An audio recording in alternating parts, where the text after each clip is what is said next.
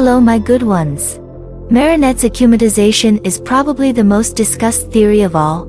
Is it possible in Season 6? Personally, I would call this probability 100%. But how this can happen, let's figure it out together in order. The first attempts to akumatize Marinette were made in the 3rd season. And from the very first attempt Marinette was safely akumatized. She was called the Princess of Justice. And if not for the attack of illness that happened at that moment in Natalie, Marinette would have given her earrings, which she practically did. Literally 1 second was not enough to expose. Unlike Layla, Marinette is weaker emotionally. Layla is able to control and manage her emotions to achieve certain goals. It must be admitted that Marinette's first akumatization was a serious test, because the Akuma that moved into her purse was not ordinary, but enhanced catalyst magic. Marinette simply had no chance to fight her, and it is likely that the same enhanced Akuma will reappear on the streets of Paris and visit Marinette's emotional heart. The second attempt to akumatize the angry Marinette was in the episode Chameleon. But then Marinette coped with her emotions and did not allow Akuma to take over her mind. Marinette's transitional age has created a real emotional imbalance for her. Teenage hormonal outbursts made her confused in her feelings, and she fell in love with one or the other.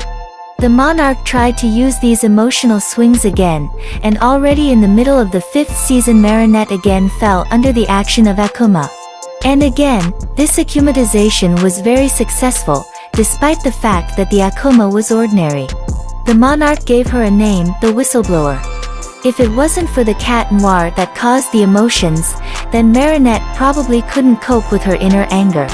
In those moments, Marinette realized that she could destroy everything in one moment, and that she was very weak to resist against the dark energy of Akuma.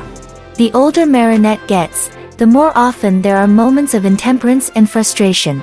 In the episode Mockery, she is again attacked by Akuma, and this time she was called by the name, Panic. In this episode, she barely, but still coped with her negative emotions, severing the connection with Akuma and the monarch. Summing up, Marinette cannot be called a strong personality that cannot be akumatized. Already twice she had to be a supervillain, only by a lucky chance she did not turn into an ally of the monarch. Layla, having a deciphered spell book, can enhance the effects of the Miracle Stone.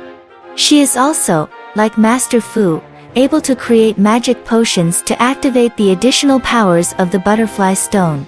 The screenwriters announced the difficulties of writing a shocking script that needs to surprise a spoiled audience. Their task is to surpass the 5th season, which was incredible and very emotional. If we look globally, we see that with each new season, the script of the animated series matures along with its characters. Serious topics are increasingly being touched upon, and perhaps soon the audience for which the animated series was originally designed will grow in the literal sense. More and more adult topics and problems of young people in society will be touched upon. Marinette's akumatization is the shock content that everyone is waiting for. The episode about the white cat was very strong, and Marinette in the image of the villain will probably surpass him. We know that she has already been given 3 villainous names, the Princess of Justice, the Whistleblower, and Mockery. Maybe we can see her under these names. Or will she become a brand new villain with an even bigger name? But what will happen to her Miracle Stone? If you remember, Marinette has been without her earrings more than once, which means it is likely that it is at these moments that akumatization can occur. We can only wait and build theories, and who knows, maybe Thomas Astriuk will notice these theories and bring them to life. And that's all I have for today. Subscribe to the channel, like it and click on the bell. Goodbye, my good ones.